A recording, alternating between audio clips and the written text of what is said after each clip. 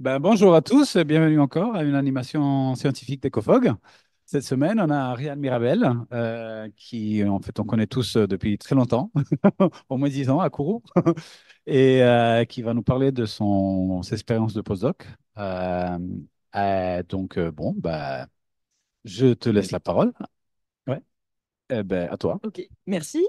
Alors, bonjour. Donc là, je vous présente mes résultats de mon postdoc que j'ai fait à Rennes à l'UMR Décode. Donc, c'était un postdoc de 18 mois et j'ai travaillé avec Olivier Dézérald, que certains d'entre vous ont connu aussi. Alors, il va falloir être indulgent parce qu'on a fini le rapport du projet hier soir et j'ai commencé et terminé mon diapo il y a 30 secondes.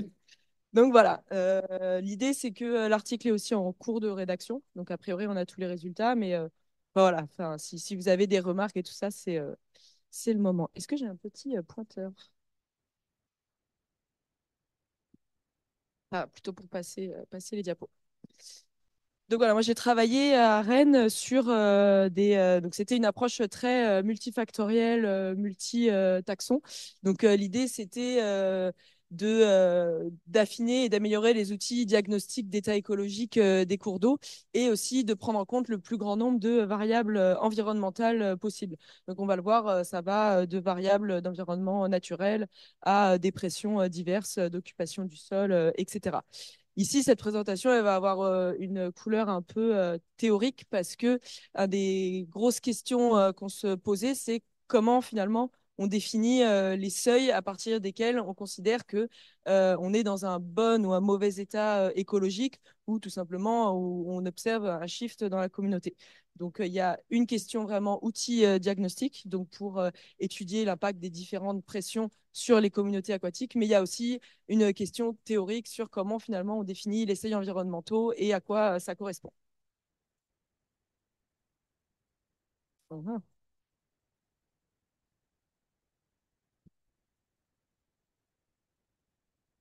Ouais, bon, c'est très bien. Ah. Donc voilà, l'idée générale, c'est que bah, en Europe, 60% des cours d'eau sont considérés aujourd'hui comme étant dans un état écologique dégradé, donc avec différents niveaux de dégradation, mais qui ne sont pas dans un bon état écologique, d'où beaucoup de politiques, notamment au niveau européen, avec la directive cadre sur l'eau, d'améliorer cet état écologique des cours d'eau et de produire des outils diagnostiques, des outils de gestion pour améliorer cet état écologique. Donc, on a besoin d'affiner et de développer certains outils.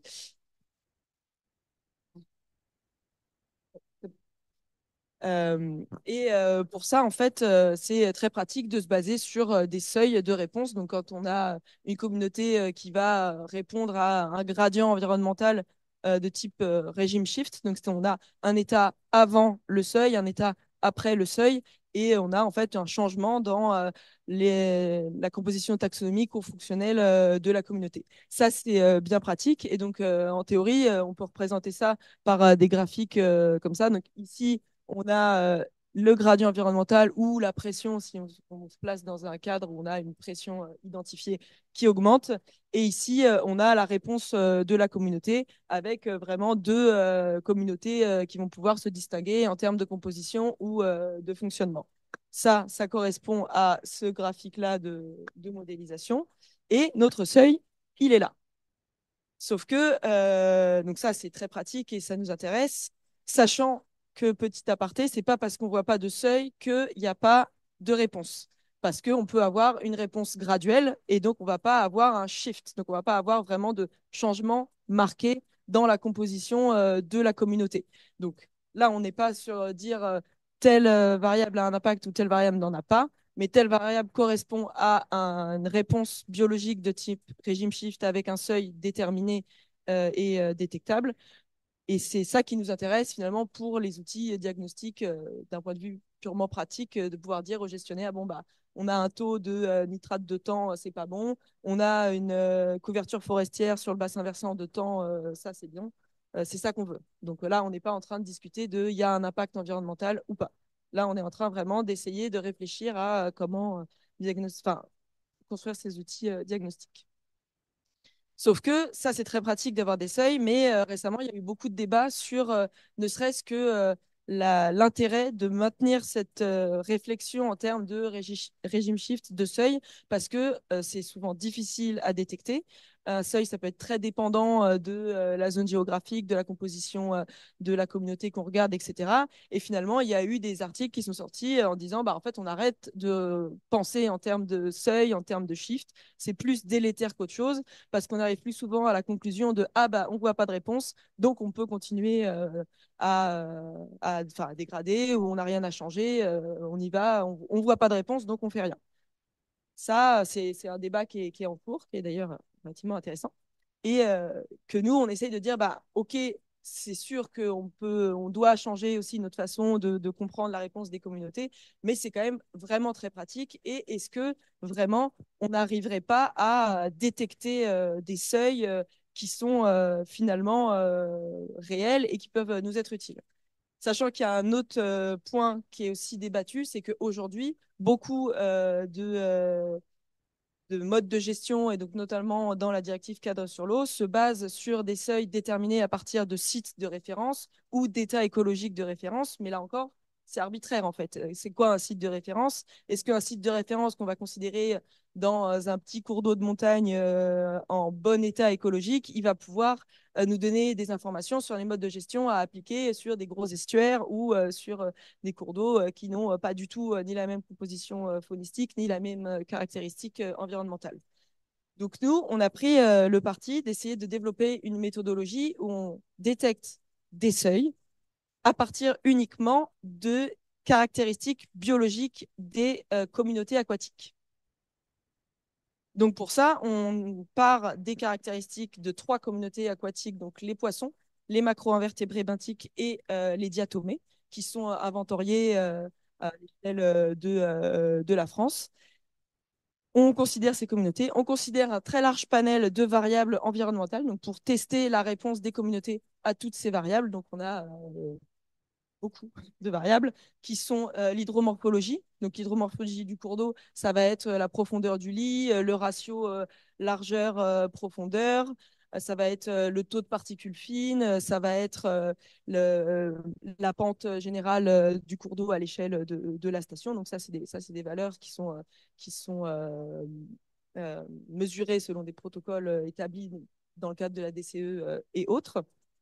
On a également les environnements naturels et anthropiques. Donc, environnement naturel, on considère le régime des précipitations, les, euh, la couverture forestière, enfin, enfin, on a beaucoup trop. Donc, voilà, environnement naturel, environnement anthropique avec occupation du sol, euh, nombre de routes, pourcentage de zones urbanisées, distance aux retenues artificielles, etc. Et la physico-chimie avec, là encore, beaucoup de variables de physico-chimie, donc de concentration en herbicides, fongicides, nitrates, azote, enfin carbone organique, etc., dans l'eau. Et pour mélanger ces deux gros jeux de base de données, on utilise des random forest, qui sont des modèles statistiques qui permettent en fait de traiter un très grand nombre de variables pour étudier l'impact de variables environnementales sur variables biologiques, mais sans faire d'a priori sur le type de corrélation entre biologie et environnement. Donc on n'a pas d'a priori sur une réponse de type modèle mix généralisé, etc. Donc, il n'y a pas d'a priori sur les corrélations entre variable réponse et variable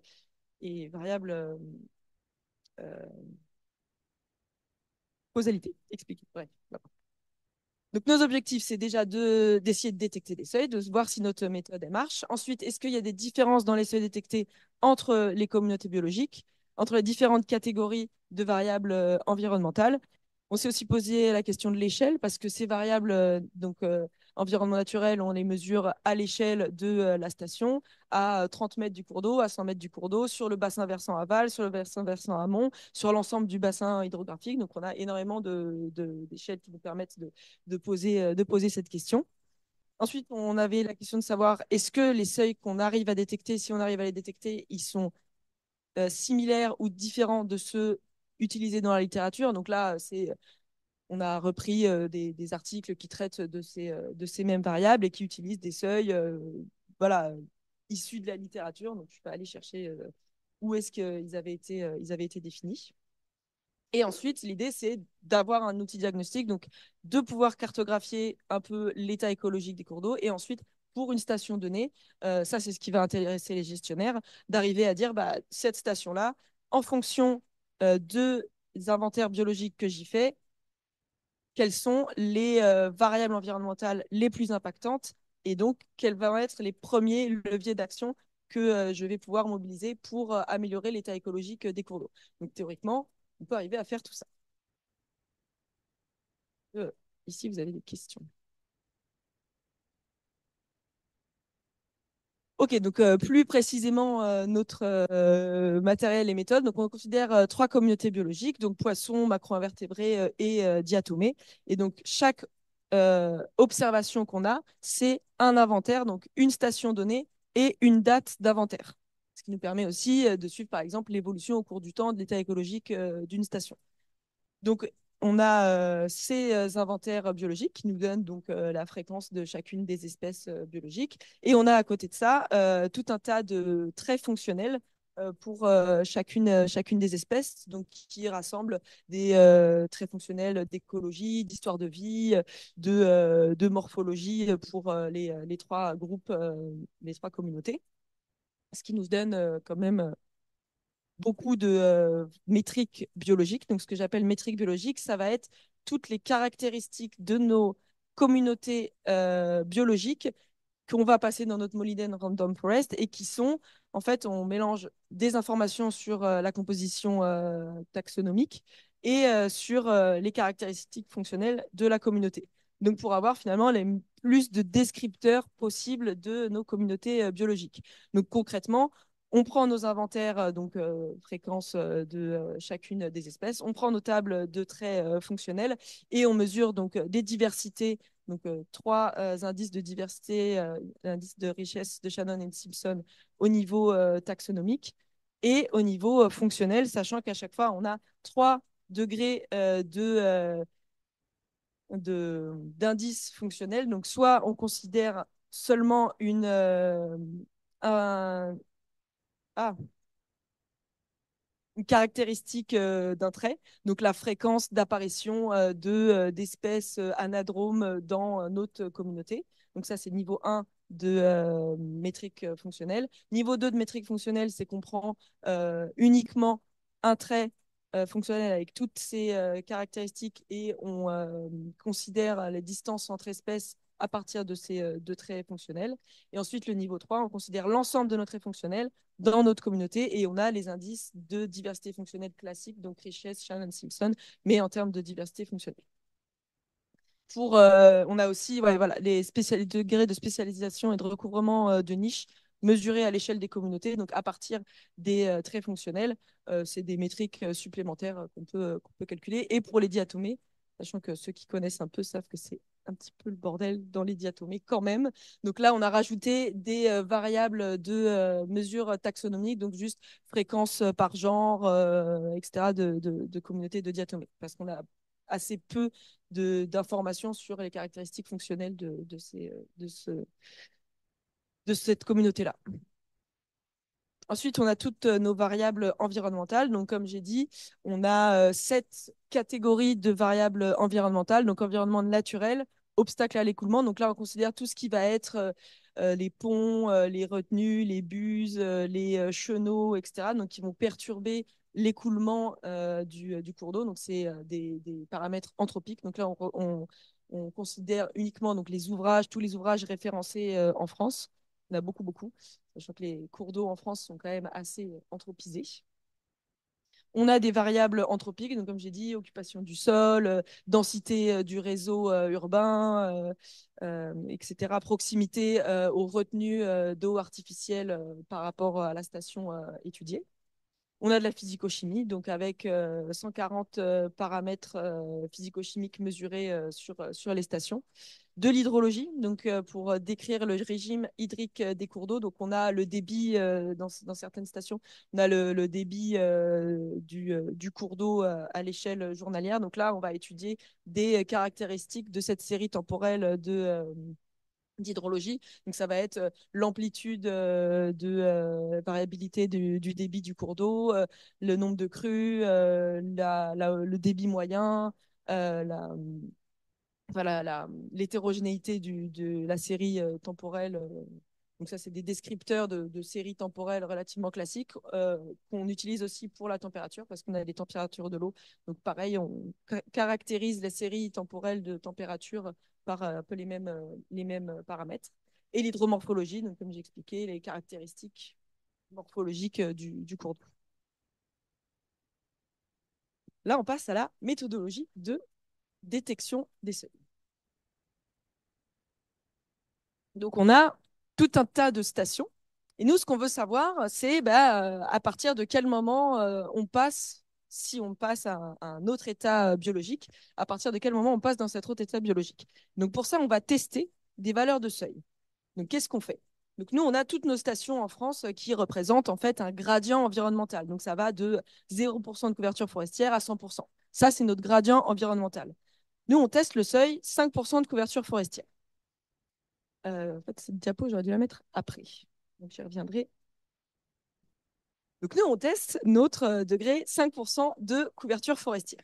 Qu'est-ce qu'on fait? On dit, imaginons que notre seuil, il est à 5%. Ça veut dire que avant 5%, on a un état A des communautés biologiques et après 5%, on a un état B des communautés biologiques. Si ce seuil est significatif, on va arriver à trouver des caractéristiques biologiques de nos communautés différentes avant et après. Et donc, si on fait notre petit random forest, à partir des caractéristiques biologiques, on arrive à distinguer l'état A de l'état B. Ça, c'est la théorie. Donc, on dit toutes celles qui sont avant 5%, elles sont en état A. Toutes celles qui sont avant 5%, elles sont en état B. Et j'essaye de prédire cette caractérisation de mes stations en lui disant, voilà toutes mes variables biologiques. Essaye de me déterminer si tu retrouves l'état A et l'état B. Donc, on fait notre random forest, dont on a les performances. Je ne sais pas quel est votre degré de connaissance des random forests. 0. A. J'aurais peut-être dû faire une petite diapo avec des jolis arbres. En fait, un random forest, comme porte bien son nom, c'est des arbres de décision. C'est-à-dire qu'on prend toutes les variables biologiques et on essaye de dire, si j'ai tant d'anadromes, si j'ai une très forte richesse en poissons, si j'ai des diatomées de tel type, hop, je suis dans l'état B. Et en fait, c'est des arbres de décision qui nous permettent de dire, voilà ma caractéristique biologique. Est-ce que j'ai cette espèce ou cette espèce? OK, si j'ai cette espèce et que ensuite je regarde la richesse en ça, je vais ici. Et on arrive à dire, sachant ce chemin, sachant que tu as telle espèce, telle richesse, tel machin, hop, tu es dans tel état. En gros, c'est ça notre random forest. C'est un arbre prédictif de l'état biologique. Et en gros, notre random forest, il est correct s'il arrive à correctement prédire nos états biologiques. Sachant qu'un modèle qui prédit parfaitement un état biologique, c'est le modèle en vert ici. Il a tous les vrais positifs et il a aucun faux positif. Donc en gros, il est parfait. Il ne se trompe jamais ni sur les bons ni sur les mauvais. Un modèle complètement aléatoire, en fait, c'est complètement aléatoire. Il se trompe autant sur les états A que sur les états B. Donc, autant sur les positifs que sur les négatifs. Tout le monde suit? Très bien. Nous, notre modèle réel, il est là. Donc, des fois, il se trompe, mais pas trop. Et des fois, il se trompe plus sur les positifs que sur les négatifs. Et donc, en fait, pour évaluer la performance du modèle, la première chose qu'on regarde, c'est l'air sous la courbe. Donc, c'est l'air qui est entre le rouge et le bleu. Donc, un AUC, Area Under the Curve, donc AUC de 1, c'est un modèle parfait, il ne se trompe jamais.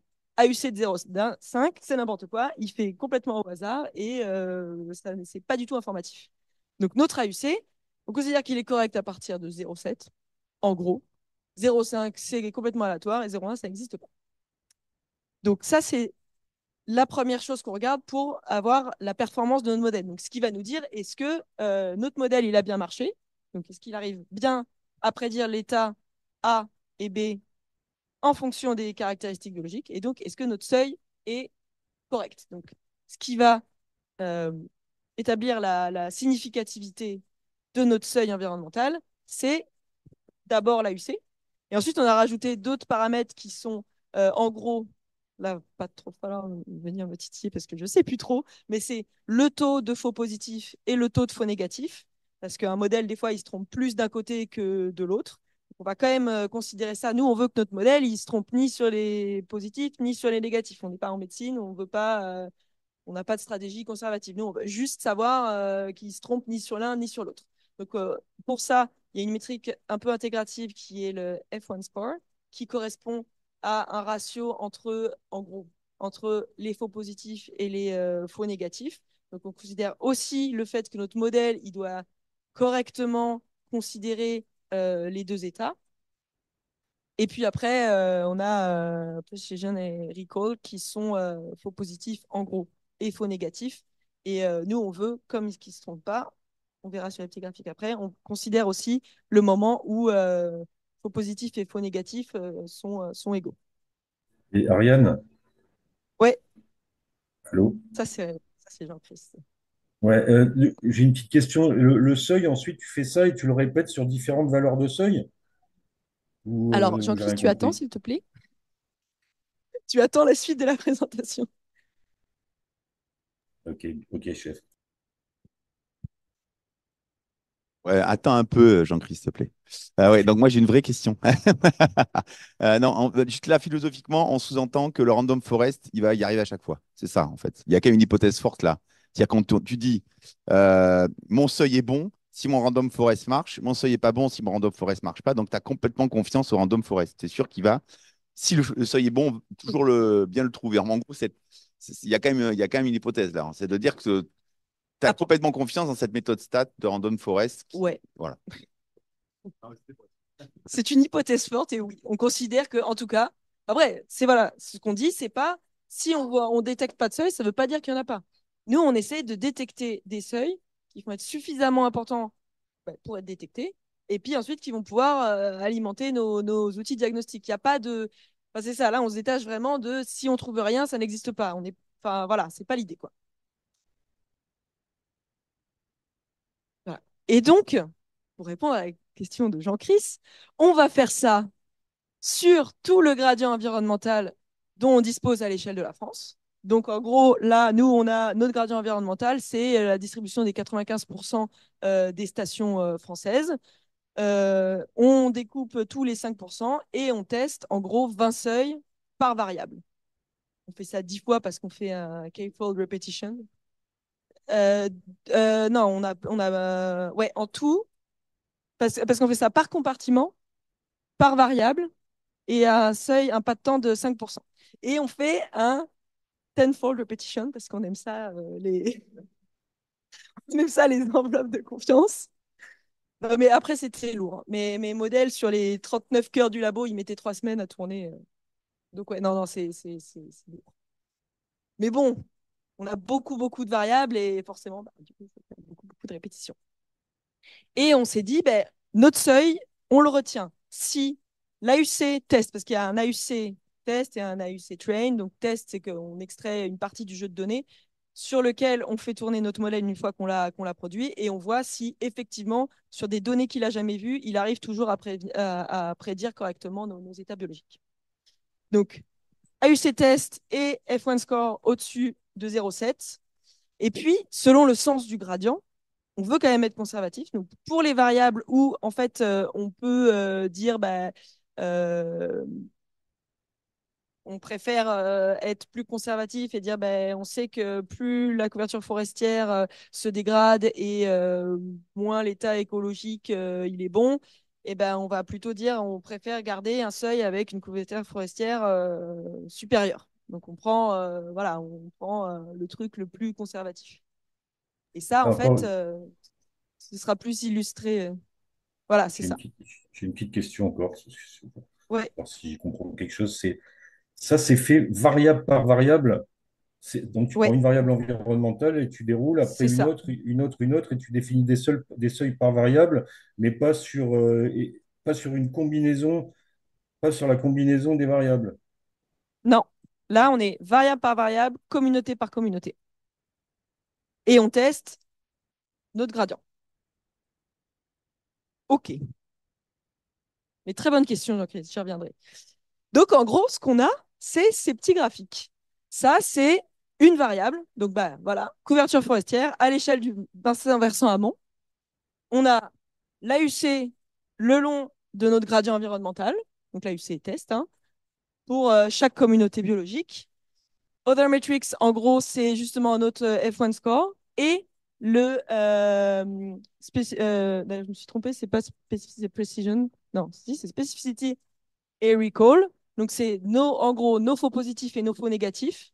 Et donc, nous, pour définir notre seuil, en fait, on a cette petite bande-là où on dit, OK, on considère la UC test, mais on considère aussi le fait qu'il est équivalent dans positif et négatif. Et donc, on prend le croisement entre les deux. Et nous, on dit, ben, nous, on a détecté un seuil parce que là, l'AUC test, il passe au-dessus de 0,7. Et on définit ce seuil. Donc, taux de couverture forestière, là, on est dans un cas de figure où bah, on a envie d'être plus conservatif. Donc, on va dire que plus il est grand, mieux c'est. Donc, on va mettre notre seuil à partir duquel on considère que l'état biologique est mauvais à la valeur la plus élevée. Et donc, c'est le croisement entre spécificité et recall. Et ça, c'est la distribution d'abondance des stations, donc des valeurs de couverture forestière à l'échelle de la France. Donc ça, c'est nos données. Donc on a des 0% de couverture forestière jusqu'à 80% de couverture forestière. Et ça, c'est les valeurs des seuils détectés pour chacune des communautés, parce qu'on a un seuil par communauté. Alors là, on prendrait, par exemple, si on veut être le plus conservatif possible, on prend le seuil détecté chez les diatomées, et donc ça va être à 30%, en gros. Donc, excuse-moi. Ce que tu es en train de dire ici, c'est qu'en fait, à ce seuil-là, en fait, tu as un changement de communauté très C'est marqué. ça. Comme à ce moment-là, quand on met notre seuil à 30% de couverture forestière, donc on lui dit, bah voilà, toutes les stations en dessous de 30%, elles sont moches. Toutes celles qui sont après, elles sont belles. Moi, je te donne les variables biologiques. Est-ce que tu arrives à me retrouver bon état, mauvais état? Et donc là, comme l'AUC est au-dessus de 0,7, on a réussi à partir uniquement des caractéristiques biologiques observées dans nos cours d'eau à retrouver l'état écologique de nos stations, de nos cours d'eau. Oui. Tout à l'heure, tu as dit que tu avais plusieurs échelles pour regarder la fonctionnalité des diverses communautés. Donc là, ça, c'est l'échelle globale, en fait, que tu présentes là. Alors, Fiche, échelle macro. spatiale, tu veux dire?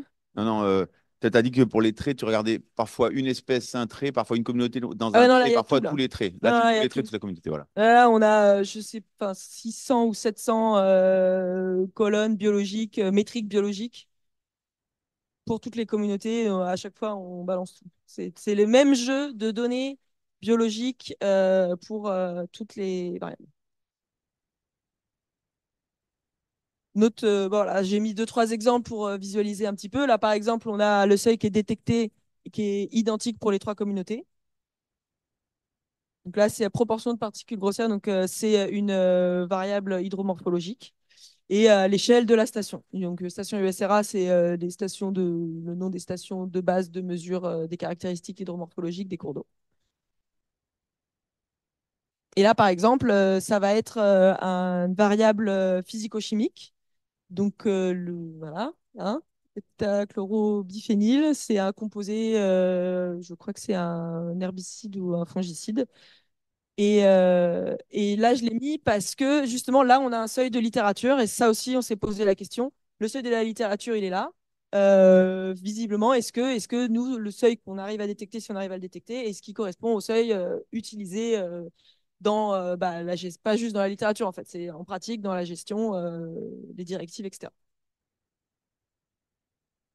Alors, les premiers résultats, en gros, sur les 735 modèles qu'on a pu faire tourner, parce que parfois, il y a des modèles qui ne pouvaient pas tourner. En fait, on n'avait pas suffisamment de stations. Moi, j'ai mis un seuil. Si on a moins de 50 stations dans un état A ou B, ça ne sert à rien de faire tourner un Random Forest avec 2500 colonnes. Ça n'a aucun sens. Donc, on a réussi à avoir suffisamment de données pour 235 modèles. Donc, un modèle, c'est une combinaison gradient environnemental, donc variable environnementale, communauté biologique. Et en tout, ça correspond à 66 gradients environnementaux pour lesquels on a pu détecter un seuil de réponse. Et de 122 modèles. Donc 122 modèles, 66 gradients, parce qu'il y a des communautés qui répondent au même gradient. On suit, ça va. Un modèle qui est particulièrement bon, donc c'est AUC 09, c'est la distance à la première. Ouais. Non, non, non, non, non, on y croit. Non, non, c'est à distance à la première retenue artificielle. Donc, en gros, une station, si elle est proche d'un étang, d'une retenue d'eau anthropique, etc., ça va beaucoup influencer notamment la communauté des poissons. En gros, tu n'es plus dans un cours d'eau, tu es à proximité d'une retenue d'eau. 22 modèles qui ont un AUC entre 0,8 et 0,9, donc ils sont quand même assez corrects. C'est essentiellement des modèles de contrôle naturel. Donc ici, on a le ranking de nos modèles significatifs colorés selon la catégorie de variables environnementales. Donc on voit que les premiers qui répondent, on a occupation du sol et température de l'eau, donc qui sont des paramètres, des variables environnementales qui vont particulièrement fortement impacter les communautés. Et ensuite, on a beaucoup de contrôle naturel, ce qui est un peu normal. Fatalement, si on considère l'altitude, une communauté de montagne n'a rien à voir avec un truc d'estuaire de 100 km de large, quoi. Donc, jusqu'ici, tout va bien. Et 99 modèles, donc entre 0,8 et 0,7. Oui, on parle ici de changement de communauté, on ne parle pas nécessairement de la richesse de la communauté. On parle de changement de La la composition. communauté. Exactement. Et j'anticipe tout de suite vos questions. Non, je ne sais pas à quoi ça correspond en termes de biologie. On peut le savoir, mais là, on l'a pas fait. Mais donc là, on dit juste que ça change. On est capable de voir que ça change parce que nos Random Forest, ils ont réussi à nous retrouver nos états, mais on ne sait pas ce qu'il y a derrière.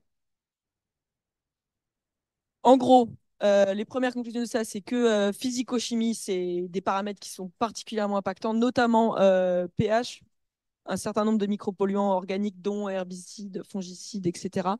Le plomb et les nitrites sous leurs diverses formes. La température moyenne de l'eau qui va fortement impacter les caractéristiques de tout le monde, euh, poissons, macroinvertébrés et diatomées. Obstacle à l'écoulement. Donc ça, c'est surtout pour les communautés de poissons qui vont être particulièrement sensibles à ce nombre d'obstacles et notamment la hauteur moyenne des obstacles et la densité des obstacles jusqu'à l'estuaire. Et les caractéristiques du cours d'eau, donc la pente. C'est assez descriptif à ce stade-là. On est encore dans le stade de réflexion. On peut aussi regarder, donc faire les mêmes modèles, les mêmes résultats, sauf que là, on a coloré nos modèles en fonction de la communauté considérée. Là, ce qu'on remarque, c'est que la communauté des poissons répond à beaucoup plus de gradients. Encore une fois, ça ne veut pas dire que les autres communautés ne sont pas impactées. Ça veut dire que les variables, donc les traits fonctionnels qu'on a considérés et notre connaissance des traits fonctionnels et de ces communautés aujourd'hui nous permettent de détecter ou pas des seuils, mais ça ne veut pas dire que les macroinvertébrés ne sont pas impactés par ces variables-là. Ça veut dire qu'avec l'état actuel de nos connaissances, on est capable de se servir ou pas de ces communautés comme des outils diagnostiques.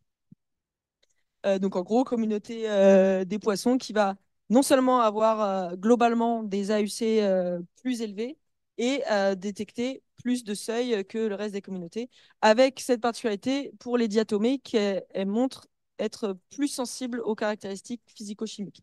Donc ça, c'est un argument pour dire que dans les outils diagnostiques et pour la gestion, c'est vraiment complémentaire d'avoir ces trois communautés biologiques-là.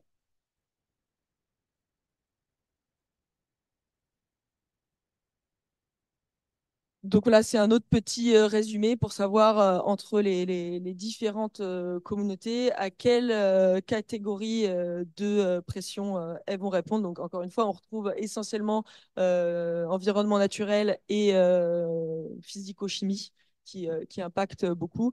Et avec cette grande absence des régimes hydrologiques, donc on n'a pas vu de signal du régime de l'hydrologie des cours d'eau. Euh, je ne me suis pas plus creusé la tête que ça pour l'instant pour savoir pourquoi. Mais on s'attendait quand même à ce que le débit ou au moins le nombre de crues, etc., impacte les communautés. Mais là, on n'a pas réussi à tabler là-dessus. Avec tout ça, on a quand même quelques petites applications possibles et à commencer par la comparaison entre échelles. Donc ça, c'est pas très probant parce que forcément, on garde que les gradients environnementaux significatifs. Donc en fait, il y a plein d'échelles qui ne sont pas significatives et donc on ne peut pas faire la comparaison. C'est-à-dire que si la couverture forestière est significative à l'échelle du bassin versant, euh, bah, peut-être que c'est plus impactant que à l'échelle locale à 30 mètres du cours d'eau, mais là on a considéré que non, c'est pas du tout ça que je suis en train de raconter. Ah ouais, si en fait l'effet échelle, voilà, c'est ça. En fait, on peut rien dire parce qu'on n'a pas suffisamment de seuils significatifs qui prennent en compte les différentes échelles spatiales. Donc, on n'a pas pu conclure sur plus de significativité des variables environnementales à large ou à petite échelle. Ensuite, la question qu'on se pose, c'est quand même sur la comparaison avec les seuils de la littérature et que notamment, euh, on arrive souvent à des seuils détectés qui sont au-delà des seuils de la littérature. Donc là, on considère que les variables avec un seuil orienté. Donc on peut se dire, subjectivement, il y a une dégradation. Donc si on augmente le taux de nitrate ou de nitrite, on considère que c'est plus pourri que si le taux de nitrite est bas. Donc ça, c'est subjectif. C'est de la connaissance. Donc on arrive souvent à des seuils détectés qui sont supérieurs au seuil de la littérature. Et notamment pour la physico-chimie, souvent, on a un seuil de la littérature qui est hyper loin de la très grande majorité de ce qu'on mesure en France dans les cours d'eau. Donc, par exemple, ici, 95% de nos cours d'eau, ils vont jusqu'à 0,025 microgrammes par litre de carbuméthane. Et en fait, le seuil de la littérature, il est là.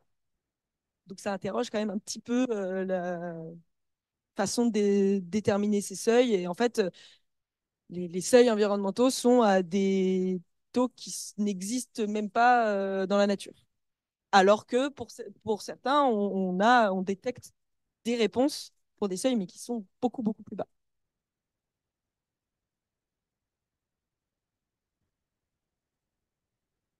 Donc ça veut dire d'abord une chose, enfin, ça veut dire que soit le seuil sert à rien, parce que franchement, voilà, Concrètement. soit votre détection de seuil correspond à quelque chose d'un changement de communauté, mais qui, enfin, si je me fais l'avocat du diable, mais qui n'est pas dramatique. C'est-à-dire qu'on a un changement de communauté, mais c'est pas grave en fait.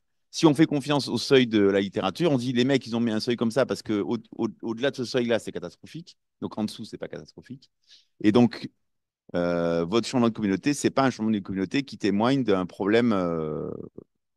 Ouais, mais problème comment tu fais pour dire environnemental. que c'est catastrophique, en fait? C'est ça la question. Ou Moi, alors, je... ou alors on dit que ce seuil est une grosse blague et il sert à rien. Enfin, c'est ça que je veux dire. Enfin, Bah, moi, les je crois bien seuils, entendu beaucoup plus à ça, justement, mais c'est ça. bon, voilà. Les seuils aujourd'hui, ils sont déterminés à partir soit de sites de référence, soit de valeurs pondues comme ça quelque part. Ouais, mais avec ce que tu as dit là, en fait, tu peux. Ce que tu as dit en début, c'est que en gros, toi, tu détectes un seuil, mais tu sais pas. Enfin, vous n'avez pas encore regardé qualitativement à quoi ça correspond comme changement de communauté. Donc, tu peux pas dire maintenant là que vos seuils qui sont inférieurs à ceux de la littérature sont meilleurs en fait, enfin, ou devraient être appliqués. Ce Enfin, qu'on ça va dit, pas c'est que, tarder en fait. en tout cas, ça impacte nos communautés. Alors, est-ce que c'est dramatique ou pas? Est-ce que ça va les impacter et que ils vont tous crever dans 50 ans? Ça, on n'en sait rien. Mais en tout cas, bien en dessous du seuil utilisé dans la littérature et dans la gestion, on a quand même un impact sur nos communautés qui est significatif. Mais les Ce seuils, seuil, il a pu être. tes seuils de la euh, littérature, là, ils ont été faits sur quelle variable? C'est peut-être pas les mêmes.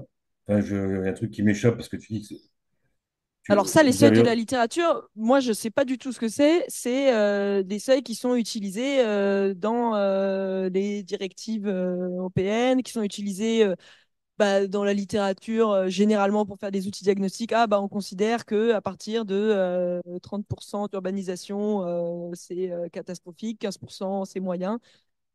En fait, ça fait longtemps que ces seuils sont utilisés. Et puis, un par un. Je peux aller voir comment historiquement il avait été déterminé, mais en tout cas, c'est aujourd'hui, si tu regardes, ok, moi je veux faire de la gestion de mon cours d'eau, je veux savoir si je suis dans un bon état écologique. Ah je suis en dessous du seuil machin, ah je suis bien en dessous du seuil truc, ah c'est bon, pas de problème. En gros, c'est moi je suis pas allé voir exactement. Et puis là on considère, enfin, je pense que c'est il y a plein d'instances qui déterminent ces seuils, c'est variable dans le temps. Mais Mais ça peut être aussi fait expérimentalement. En fait, tu exposes le poisson à du turbométhon et tu dis 50% des poissons meurent à 1,4 et puis donc, du coup, voilà, tu établis ton seuil.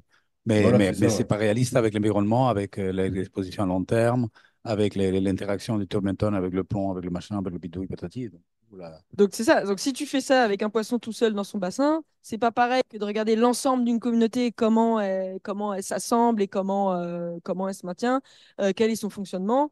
Là, on a trois compartiments. Et aussi, surtout, alors, on n'a pas regardé les interactions entre variables environnementales, mais comme c'est Bien des sûr. données qui sont observées et que on brosse aussi une diversité d'environnements qui permet, voilà, tu mets à pied d'égalité des communautés qui ont tout un taux de, mettons, de temps, mais qui vont de l'estuaire à la source, quoi. Environnement, il peut y avoir plusieurs seuils pour une même variable environnementale. Oui. Parce que le seuil, par exemple, de turbidité dans un cripot cristallin de montagne, si tu fais 20 NTU en plus, ça va tout niquer, alors qu'en estuaire, ça va rien changer. Ouais. Quand tu sais, là, il y a tout qui est mélangé. Là, il y a tout qui est mélangé. Après, on mélange tout, mais ça permet aussi de tenir compte des interactions entre voilà, c'est que ce seuil-là, il est détectable alors qu'on met en parallèle des communautés à 1500 mètres d'altitude et des communautés à l'estuaire. Donc, c'est effectivement, tu mélanges tout. Tu peux faire la même chose en disant, moi, je veux vraiment être spécifique au cours d'eau de montagne, donc je prends que les stations qui sont au-delà de 1500 mètres. C'est possible. Là, on a pris le parti de dire, on veut quelque chose de global, en fait. C'est d'arriver à mettre un seuil, sachant qu'après, on refait une petite moulinette de Random Forest, vous allez voir, quand tu veux être au niveau de ta communauté à toi spécifique. Donc là, c'est vraiment détection des seuils. On n'est pas encore dans le stade diagnostic à une station en particulier. Les premiers résultats qu'on peut faire, donc là, moi, j'ai détecté tous mes seuils, j'ai pris tous mes seuils détectés, j'ai pris ceux qui correspondaient à un gradient subjectif de dégradation. Donc, on peut dire, voilà, on sait que ça, plus ça augmente et moins c'est bon. Et j'ai représenté à l'échelle de la France le nombre de paramètres environnementaux qui étaient considérés comme au-delà du seuil par rapport au nombre de paramètres en général. Donc plus c'est rouge, plus tu dépasses les seuils détectés. Donc en gros, les régions où c'est très bon, alors natural environment, c'est pas forcément, ça va être essentiellement couverture forestière. C'est pas mal ça qui est pris en compte. C'est pour ça qu'on retrouve notamment les bassins, les massifs montagneux. Surtout, Natural Environment, voilà. On va pas chercher midi à 14h, mais bon, ça veut dire que c'est pas n'importe quoi non plus. Donc on est quand même content. Donc là, ces premiers résultats, c'est de dire que globalement, on arrive quand même à cartographier un peu l'état global multiparamètres des stations aquatiques, enfin des cours d'eau en France. Et un truc qui est quand même relativement, qui est pareil, obstacle à l'écoulement, forcément, plus tu es loin de l'estuaire, plus tu vas avoir de hauteur de barrage cumulée, plus tu vas avoir de densité de barrage, plus tu vas avoir de chances d'avoir un barrage très haut. Donc, plus tu t'éloignes de l'estuaire, plus tu as de chances que tes communautés soient impactées par les caractéristiques euh, euh, obstacles à l'écoulement. Et notamment de dire que là, par exemple, euh, obstacle à l'écoulement, tu impactes beaucoup tes communautés, alors que pour le reste, si tu considères d'autres paramètres, tu es dans des zones qui sont par ailleurs relativement bien préservées. parce que ça correspond aux communautés de montagne où tu as moins d'anthropisation, etc. Et la dernière étape, donc là qui est vraiment dans l'étape diagnostique, où comme je disais Axel, on va se retrouver dans un caractéristique local, donc une station en particulier. Nous, on a détecté nos seuils. C'est ça qui pêchait un peu parce qu'on ne veut pas, nous, avoir des seuils arbitraires. Il y a un moment, il faut peut-être essayer de repartir de la biologie. Nous, on a nos seuils détectés. En fait, on refait un random forest pour une station en particulier qui nous dit, ben là, j'ai du bon état, j'ai du mauvais état, je te donne les caractéristiques de la communauté à cet endroit-là, à cette date-là, je fais tourner une random forest. En fait, un random forest, ça te donne aussi une probabilité d'impact pour cette variable environnementale en considérant l'ensemble de mes paramètres biologiques. Donc là, si on refait une petite moulinette, ça donne ta probabilité d'impact par rapport en sachant tes caractéristiques biologiques.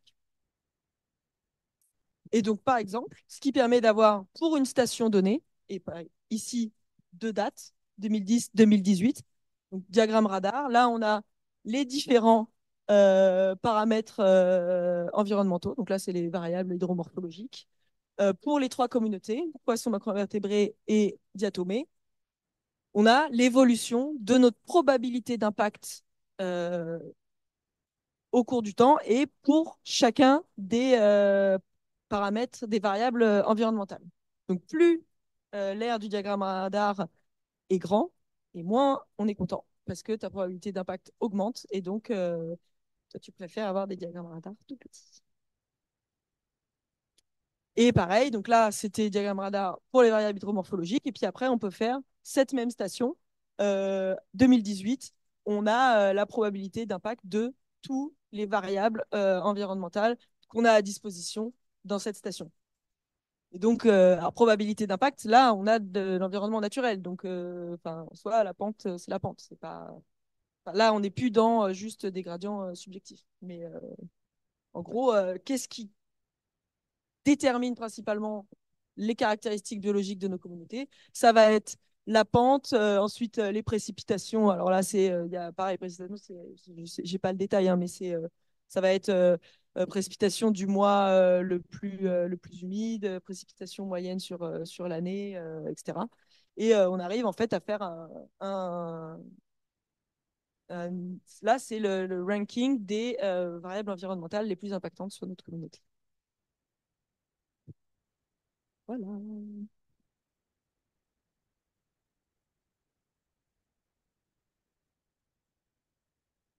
Waouh! Merci Ariane de nous avoir montré cette analyse monstrueuse et gargantueuse. Bon, eh ben, est-ce qu'il y aurait des questions dans la salle virtuelle? Jean-Chris, on t'attend? Ben, non, non, non, ben moi j'ai eu. Non, non, c'est monstrueux ce truc-là, c'est puissant comme outil. Je trouve ça, c'est sympa, bravo, quoi. Ouais. Alors, pour remonter à la question de Stéphane, moi j'avais utilisé Random Forest dans ma thèse à l'époque, et mes directeurs me disaient, mais tu as trouvé ça où, ce truc louche? Je dis, bon, il y a 10 000 citations du truc, et là ils étaient convaincus. Euh, alors, est-ce qu'il y a d'autres questions dans la salle virtuelle? Non? Bon, ben, passons à la salle présentielle. Des questions? Ouais. Pour revenir sur les valeurs de seuil par communauté, est-ce que, si j'ai bien compris, la valeur de seuil qui était prise sur les trois communautés, c'était la valeur max selon les AUC, ou alors c'était une valeur par communauté et il y avait un calcul que j'ai pas suivi derrière pour, Alors, pour les seuils au niveau des gradients? donc, tu veux dire, en fait, donc là, nous, on a nos résultats. On Ouais. teste les mêmes seuils pour tout le monde. Après, ta question, c'est quand on décide de fixer un seuil, Ouais. qu'est-ce qu'on prend? Donc, nous, quand on décide de fixer un seuil, selon la variable, si c'est une variable avec un sens de dégradation, on va au plus conservateur. Donc, on a 3 communautés et 2 seuils candidats. Donc, on va prendre le plus petit, enfin, le plus conservateur, du plus conservateur, du plus conservateur. Donc, si les diatomées répondent en premier et que c'est la limite haute, on prend cette limite haute-là. Donc, on est voilà, le plus précautionneux. Dès qu'il y a quelqu'un qui réagit, on s'arrête, quoi, en gros. Et si c'est un seuil sans sens de dégradation, donc la très grande majorité des gradients, enfin des variables environnementales, c'est ça, ben, on prend au milieu, tout simplement. Ok. Est-ce qu'il y avait une forte dispersion par rapport au seuil en fonction des communautés, en fonction des variables, ou est-ce qu'il n'y avait pas d'intérêt à regarder ça Alors, il y a un intérêt clair à regarder ça. Je ne l'ai pas présenté ici. Et globalement, je ne l'ai plus trop en tête, j'avoue. Mais ça va dépendre des catégories. Comme je disais, les diatomées, c'est ce qu'on voit un peu. Là, j'ai quand même présenté les AUC test max entre différentes communautés. Et selon les catégories, ben, par exemple, diatomées vont répondre particulièrement vite aux variables physico-chimiques. Et après, pour les autres communautés, bah, souvent, c'est quand même plutôt les poissons qui répondent en premier. Après, encore une fois, ça ne veut pas dire qu'il n'y a pas d'impact. Ça veut dire que les jeux de données et les connaissances qu'on a sur les communautés piscicoles sont plus fines et permettent de capter plus finement les caractéristiques biologiques. Là, on ne dit pas que les macroinvertébrés ne répondent pas, en fait, ou répondent après. On dit juste que ce que nous, on arrive avec ce qu'on a comme connaissance, c'est ça qu'on arrive à détecter. Et c'est bah, souvent les communautés psycholes. Alors, s'il y a 15 000 thèses sur les diatomées dans les 20 prochaines années, probablement qu'on va arriver à avoir un truc beaucoup plus précis, quoi. Mais c'est ça que c'est. Voilà, c'est ça que ça veut dire.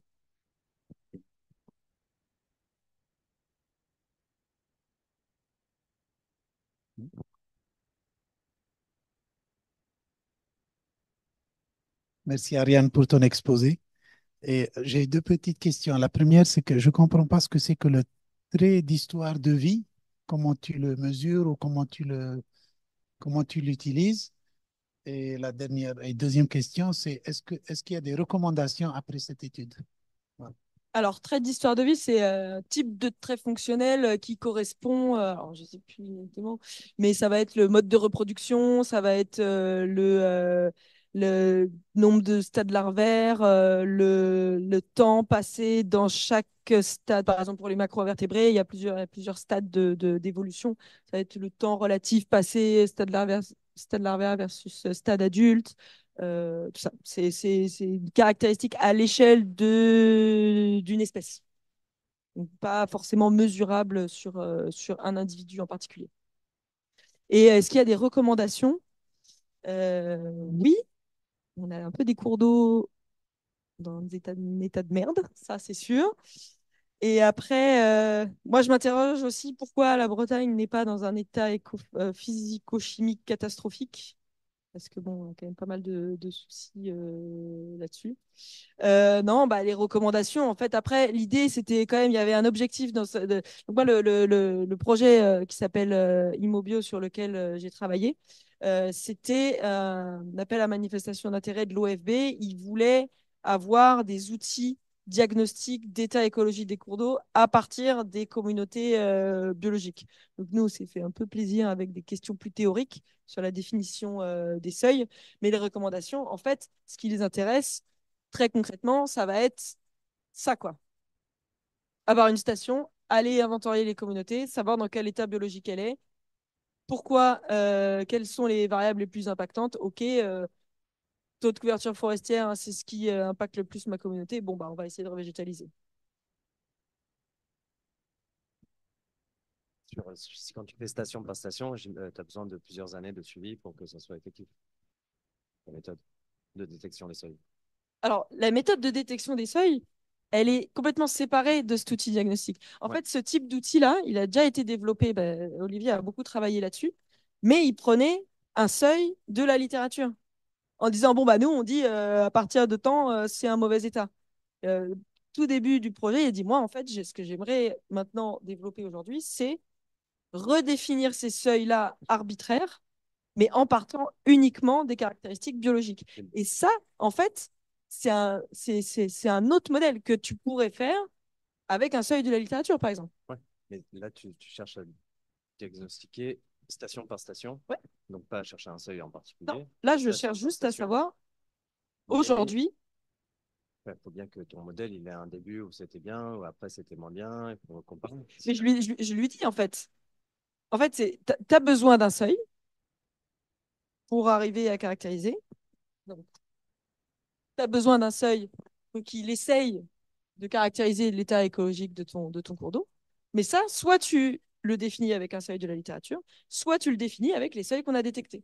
En gros, là, c'est on a tout fini, machin, et on refait tourner un random forest en disant, ah bah voilà, maintenant on a notre seuil détecté, hop, je fais un random forest, une station, une date.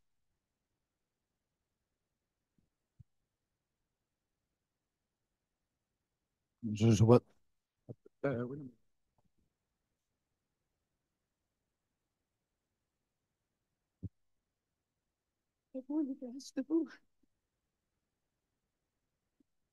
Oui, oui, donc c'est un peu à la suite d'Axel. En fait, est-ce que vous êtes amusé à faire vos détections de seuil sur des données anciennes et versus des données plus récentes, juste en se disant l'anthropisation continue et peut-être que les cours d'eau maintenant sont plus dégradés que dans les années 90. Donc voir si ce seuil que vous déterminez, est-ce qu'il évolue aussi dans le temps ou pas? Ou est-ce que celles qui étaient autrefois en bonne santé le sont toujours ou pas? Voilà. Est-ce que ça se dégrade au cours du temps? Donc, vous avez cette information temporelle ou pas? Bah, le seuil, il va pas se dégrader en soi. Les stations, elles se dégradent. Ouais, mais finalement, est-ce que ça a un intérêt finalement d'avoir un seuil comme ça qui soit fixe dans le temps? Puisque je vois. Bah, en fait, si tu prends que les stations, bah, si tu réduis ton jeu de données et puis que tu prends que voilà, les mesures entre bon, ça commence 1940 et 2000, question, est-ce que ton seuil détecté change? Peut-être, oui, ça peut, parce que tu vas réduire le bruit. Donc, finalement, tu vas arriver à détecter un seuil qui est pour des communautés plus. Oui, je pense que potentiellement, ton seuil, il peut changer. Parce qu'en fait, si ton modèle, il est mauvais, c'est que bah, il y a un moment, tu dis, bah, on essaye de mettre un seuil ici. Et alors, tout derrière, j'ai tout un tas de trucs. Enfin, je mélange beaucoup plus de choses que si tu restreins ton jeu de données. Donc, en fait, si tu as un seuil de bon état écologique, effectivement, tu peux arriver à changer ton seuil selon les données que tu lui donnes. Après, là, on a pris tout ce qu'on avait de disponible, quoi. Bon, après, évidemment, le seuil d'un contaminant particulier va varier selon les espèces et même les populations. Mais là, je pense que la base, en fait, tu prends la communauté en entier et tu prends tout ensemble et tu regardes en fait à quel point en fait tu commences à avoir des changements. Donc voilà. Ouais, enfin, juste, ben, moi, je vois pas trop l'intérêt d'enlever des anciennes communautés parce que justement, l'idée, c'est que les anciennes communautés vont te servir de référence dans le modèle. Et lui, en fait, il va justement comparer des anciennes et des nouvelles et ça va l'aider à trouver où est-ce qu'il y a des chiffres, hein, j'imagine. Donc,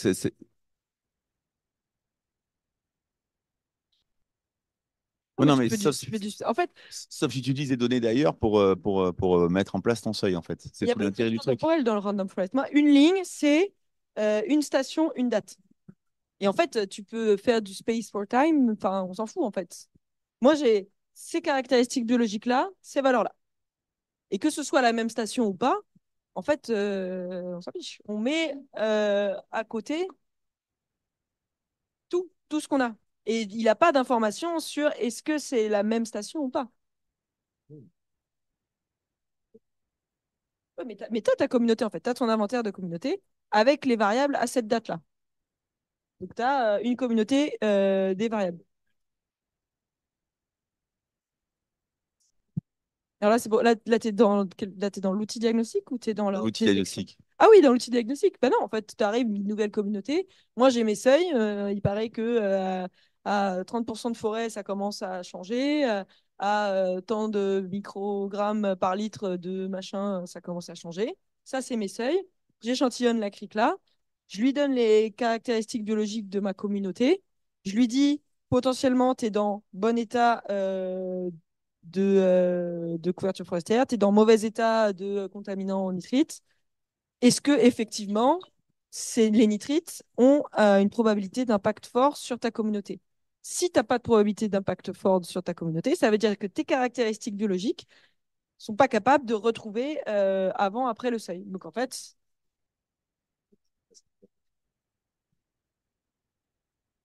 euh,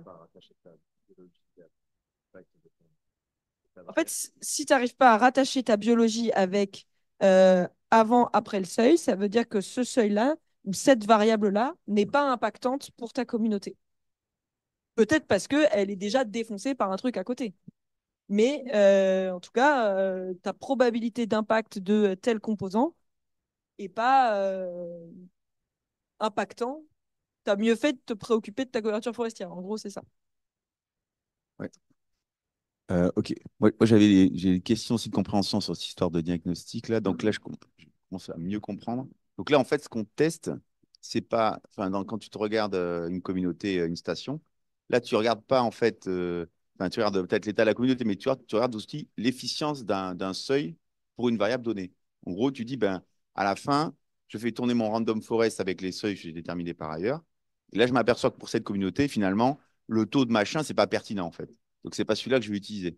Il y a cette réponse-là. Mais alors après, j'ai quand même pas compris cette histoire de diagramme radar là. Je ne comprends pas. Euh, Là, une donnée, donc si on prend par exemple les poissons et la granu SH, granu SH écrit, Ouais, là c'est quasiment zéro.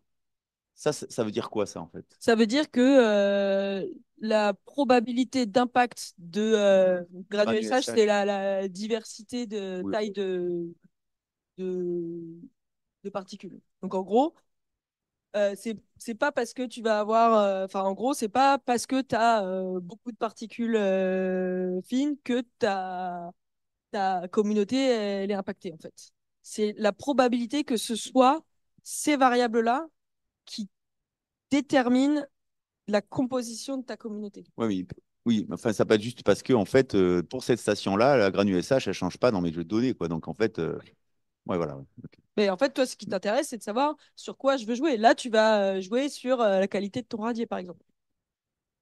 Ok, mais alors du coup je vois pas pourquoi on a envie d'avoir des petits radars en fait. Ça j'ai pas compris. Parce qu'il faut quand même, t'as quand même envie. Pourquoi tu as envie d'avoir des valeurs les plus proches de zéro pour chacun de tes. Bon, là, il y en a 8 ou je sais pas combien il y en a. Bon, après, honnêtement, alors déjà, ça, c'est pas moi qui ai fait, c'est Olivier, parce que j'avais plus le temps. Ouais. Et ça, c'est vraiment les commandes de l'OFB. C'est vraiment à viser les gestionnaires. Eux, ils veulent savoir leur station aujourd'hui, par quelle variable environnementale Oui, elle est voilà. déterminée. C'est vraiment quel est mon meilleur indice, quel est celui que je vais pouvoir utiliser pour telle ou telle station. C'est vraiment, ces radars-là, c'est pas une qualification de la qualité de la station, c'est une qualification Oui, de tes différentes variables et de leur seuil. oui, C'est ça en fait. oui. D'accord, ok, mais j'avais pas compris. Je pensais que c'était une qualification Ouais. de Ouais, l'évolution dans le temps ou pas du truc. Là, ce qui est bien avec ton radar, là, c'est que si tu as. Bah alors, du coup, je comprends. Si tu as deux fois pour les 2 années, on ne voit pas le revers, le radar. Ouais. Si tu as, par exemple, bah, la grenue radiée, du coup, pour les 2 années, tu as une super valeur. Donc, ça veut dire que c'est vraiment l'indice qui est bien et que tu peux utiliser sur tes 2 années pour qualifier, enfin, qui va être un bon indicateur de séparation de communauté. En fait. C'est ça, en fait. Non. Euh, non, si ça varie d'une année à l'autre, ça veut dire que ta probabilité d'impact de cette variable, elle a changé. Donc, ça veut dire que avant, c'est pas elle qui déterminait la communauté, mais parce que tu es allé foutre une buse ou parce que Ah il oui. y a un champ qui s'est installé à côté, maintenant, ta communauté, l'improbabilité d'impact de telle variable, elle a augmenté. Donc, ça veut dire que ce que tu as changé entre les 2 années a fait varier les paramètres qui déterminent tes communautés. Ok. Donc, en fait, l'augmentation de ProfMou a un effet. Profondeur de mouille. Entre 2010 et 2018, Ben voilà, ProfMou, c'est pas bon. la proportion de Pour profond nous, il est n'est pas vraiment bon. délétère. Ok. Alors après, j'avais une autre question beaucoup plus, enfin, rien à voir avec ça, mais grosso modo, là, les données taxo sur les diatomées, les poissons et donc les micro-invertébrés, oui. C'est quoi leur fiabilité et en fait, moi, je suis impressionné par le dossier de données, par la masse de données. Donc, ça veut dire que là, pour chaque année, pour chaque station, il y a des gars qui ont regardé dans la flotte et qui ont fait un inventaire exhaustif de tous les macro-invertébrés. Ils ont fait ça comment? Ils ont fait ça comment? À la loupe binoc- Non, mais ils font ça à la loupe binoc- Non, non, je veux dire, les poissons, je vois à peu près, mais comment ils font pour être sûr d'eux, en fait, en termes de taxo, des micro-invertébrés, diatomées, je trouve ça complètement dingue, en fait. Ah, Alors, c'est bon que... comment tu fais pour déterminer un arbre? Enfin, on est sur le même. Ah ben non, on arrive à capturer des poissons, des invertébrés, on arrive à les capturer. Non, non, C'est pour ça qu'il faut aller sur les arbres. Hein. là, je vais pas se plier, mais la taxo, elle évolue partout, dans tous les domaines. Il y a des règles, normalement, mais tu me diras, le jeu de données que vous avez dû utiliser, ça doit être basé sur TaxRef, à mon avis. C'est Naiad. Ouais, mais c'est ça. C'est un C'est sacré c'est- c'est bordel. issu de Naiad, c'est une base nationale, c'est issu de TaxRef. Bon, au niveau national, c'est assez figé. Je vais parler un peu plus pour les poissons qui sont assez connus. Tu parles de 120 taxons, si vous notez, ça m'avait intéressé. Je n'avais pas le dernier chiffre. Ça a évolué. Il y a 5-6 ans en arrière, on n'était que à 80, entre 85 et 90 taxons en métropole. Et pour la Guyane, on va dépasser les 500 taxons bientôt. Donc le jeu de données, il n'est pas aberrant en soi, sachant que pour les diatomées, voilà, 3000 taxons sur le territoire national, il est assez connu, c'est pas mal, mais il en reste beaucoup à déterminer. En Guyane, on a 50 stations, on est à 2000 taxons et on a encore 2500 qui ne sont pas référencés. Donc c'est partout.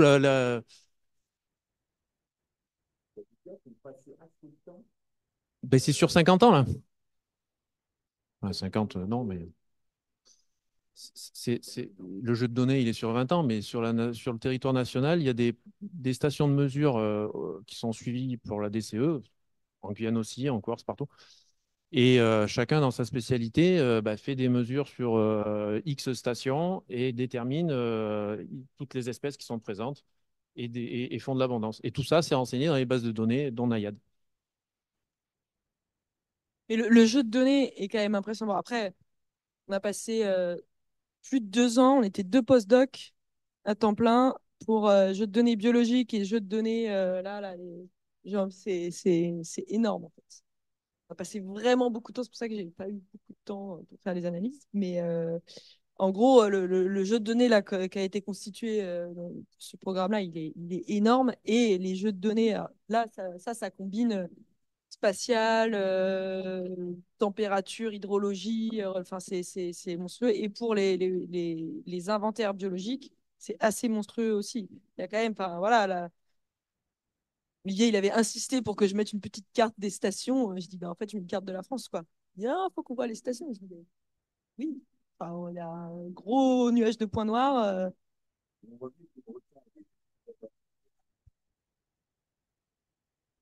Toujours. Et c'est quoi la tache blanche au milieu? Eh ben, mais je ne sais pas. Il y a toujours. Non, mais il y a dans tous les inventaires, je sais pas, on a ce trou-là. Il paraît qu'il y a pas de cours d'eau ici. On n'a jamais trop compris pourquoi. Je sais pas, il y a toujours une espèce de trou dans nos cartes. Il n'y a pas de station. Je sais pas ce qui s'est passé dans cet endroit-là, mais il n'y a pas de station. Ah, Simon. C'est pas une erreur, on a bien cherché. Oui. Oui, d'ailleurs, sur la différence de réponse des indicateurs, il y a des résultats, je pense, qui sont assez intéressants, enfin, qui ne sont pas très communs dans la littérature, là. Sur les 3 diagrammes que tu as montrés, là, de réponses aux différents types de pression. À la fin, là. Euh, non, ouais, celui-là, celui d'avant, là, c'était le diagramme Camembert, je crois. Ouais. Là, voilà. Ouais, normalement, dans la biblio, tu as les poissons qui sont quand même réputés pour répondre beaucoup plus aux pressions hydromorpho. Et là, on voit que ça répond pas du tout à l'hydromorpho, quoi. Ça, je pense que c'est assez intéressant et enfin, c'est assez innovant à creuser peut-être. Ok. Et c'est assez étonnant aussi de voir que tu as les invertébrés, les macro-invertébrés, justement, que c'est le modèle écologique qui répond le moins aux différents types de pression. Ça, dans la littérature, c'est l'inverse, quoi. Et en fait, je pense que ça vient aussi un peu du postulat de départ, parce que vous avez regardé vraiment un gros shift des communautés, c'était plutôt on-off, quoi. C'est peut-être plus une réponse graduelle à ce moment-là qu'il faudrait regarder pour les macro-invertébrés, mais ça, c'est des résultats qui vont à contre-courant de la littérature, quoi. Après, c'est ça. Encore une fois, là, on n'a jamais dit qu'il n'y avait pas de réponse et on n'a jamais dit que les communautés n'étaient pas impactées. C'est ça, c'est vraiment apprendre à mettre des pincettes. C'est pour ça que nous, l'angle sur lequel on l'a appris avec Olivier, c'était vraiment plus théorique. On repart aussi de c'est quoi un seuil et en fait, comment on fait pour le déterminer à partir de ce qu'on observe concrètement, quoi. Ouais. Pas, donc, La question ouais, de ouais. base, c'est plutôt c'est quoi le shift des communautés que vous avez regardé, quoi. C'est pas le seuil, quoi. Enfin, c'est comment vous avez défini le shift des communautés, quoi. C'est-à-dire, Là, comment. là, le seuil, en fait, les seuils, vous avez défini, vous avez dit que vous avez regardé vos seuils en fonction d'un chiffre dans les communautés, quoi. Ben, en fait, le shift, il est théorique. Le shift, il existe que si le modèle est détecté. Ok, ouais, En ok, fait, j'avais c'est l'inverse. si mes communautés sont suffisamment différentes pour que tout seul, il arrive à retrouver mes états initiaux arbitraires À que je quel lui ai niveau mis. est fixée la différence, en fait, c'est ça la question. À quel niveau est fixée la différence dans les communautés, quoi. Mm. C'est le statistique, en fait. En fait, si mon Ouais. modèle, il arrive à partir des caractéristiques biologiques à dire, ah ouais, bah, eux, tout ceux-là, ils sont bien différents de tout ceux-là, Mm. là, on a un seuil.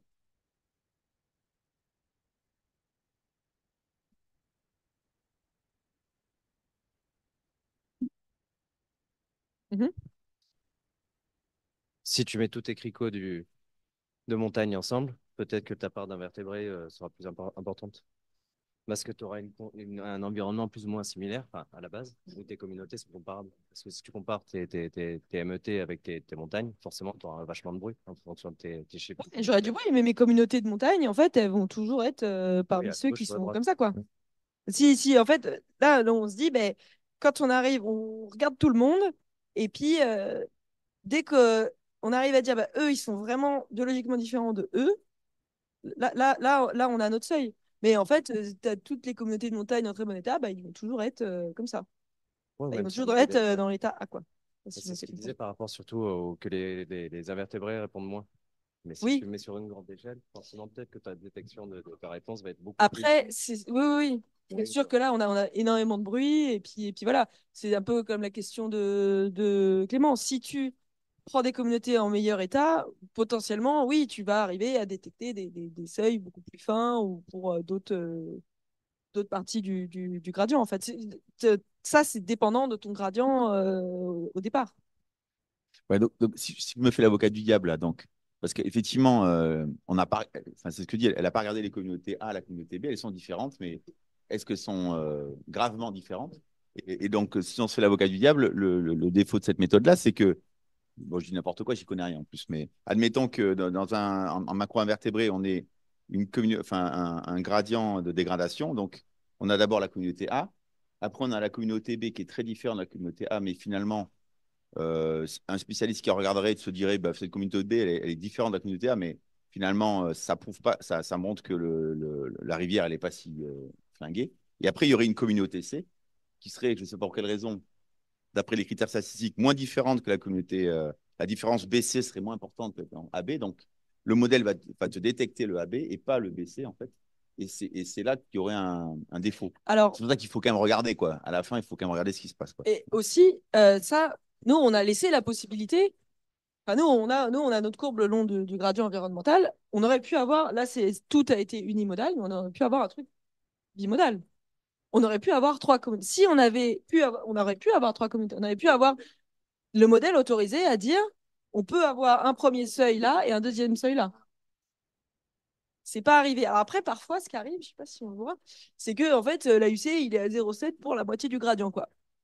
Donc là, on est là un peu bon. Voilà. Bon, voilà. Mais bon, généralement, quand il est à 0,7, il stagne à 0,7. Donc tu dis pas non plus hyper marqué, quoi.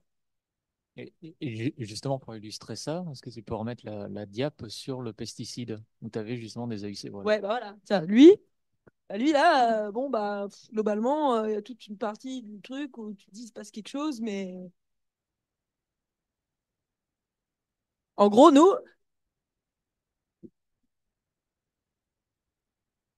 ouais. En tout cas, il arrive à séparer avant, après, à chaque fois, quoi. C'est ça. Après, mais là, ouais. En fait, il y a tellement de variables qu'on n'a pas pu aller dans le détail. Mais si on veut détailler ça, en gros, là, si tu regardes la distribution d'abondance, en fait, il y a beaucoup de monde là, et là, il se passe rien. Donc, il faudrait qu'on trouve, on n'a pas résolu ça, qu'on trouve une façon de dire que, bah, en fait, là, tout là, en fait, il n'y a personne. Il y a pas de mesure. Mes communautés, elles sont là et elles sont là. Alors, forcément, là, il commence à détecter un seuil et là, il arrête. En fait, c'est ça, c'est que le seuil, en fait, il peut être n'importe où dans ce range. Mais quand tu as un truc très euh, hétérogènement réparti, une distribution très hétérogène, voilà. En gros, ben, tu peux pas forcément. Après, il y a un moment, c'est comme ça, c'est comme ça. On va pas les inventer, les communautés. Donc là, si on veut, nous, notre truc après, là, justement, dans l'article, si on veut aller, on va aller chercher certaines variables qui nous intéressent plus pour X ou Y raison intellectuelle ou esthétique. Là, là, tu discutes. Là, tu dis, bah ouais, non, notre seuil, raisonnablement, on peut pas dire qu'il est là, quoi. C'est qu'en gros, il y a personne. Donc, c'est pour ça que ça réagit pas. Donc, statistiquement, il est compliqué à interpréter. Mais bon, encore une fois, là, on est dans L'idée, c'est forcément, on a envie d'aller regarder variable par variable. Mais si on se pose la question variable par variable, là, on aborde des choses différemment. Là, on ne va pas considérer qu'on a un seuil fiable, entre guillemets. Hmm. Tu as dit tout à l'heure que tu t'étais fixé une limite de 50 stations. Ouais. Euh, 50 stations où tu as l'ensemble du jeu de données à la fois environnemental et biologique, ou tu as du tout? Oui. Bah, c'est ce petit graphe qui n'était pas placé au bon endroit. En gros, moi, j'ai mon gradient environnemental. Donc, c'est défini sur les 95% de distribution de mes stations. Je regarde tous les 5%. Et en fait, si là, j'en ai en dessous de 50, je dis, bah non, lui, je le considère pas. Et ce chiffre de 50, c'est en lien avec Complètement l'ensemble arbitraire. de... Voilà, mais ça a été Et choisi par moi, je rapport t'en à demande pas l'ensemble de de ta rien. base de données. On va prendre au-dessus de 50. Voilà. Si tu as une base de données qui est moindre, le principe est le même, Ouais. mais ce seuil de 50, il faudra le choisir d'une façon ou d'une autre. Après, si tu as une base de données qui est moindre, ça veut dire que tu regardes peut-être plus précisément certains gradients et que, en fait, à 50 stations, on a 1500 paramètres, quoi. Donc, il y a un moment, c'est un équilibre entre le nombre de Tu paramètres dis et la les population interactions. et est-ce que tu essaies de caractériser quoi? Si tu veux faire cette méthode en t'intéressant à une catégorie en particulier, à une communauté en particulier, voilà, tu peux, le principe reste le même. Et là, oui, tu peux réfléchir ton seuil de 50. Tu peux faire ça en Guyane et que tu n'as que 70 stations, tu peux le faire. Mais tu auras probablement moins de variables environnementales, moins de paramètres biologiques aussi, quoi.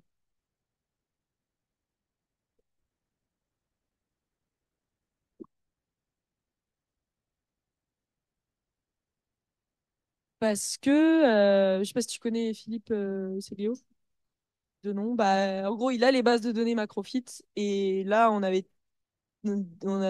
tellement de trucs à déjà agréger. Ça aurait été trop long. Mais oui, la base de données Macrofit existe. Et idéalement, elle rentrerait aussi dans ces modèles-là. Là, on l'a pas, en fait. C'était trop, trop, trop, trop de boulot.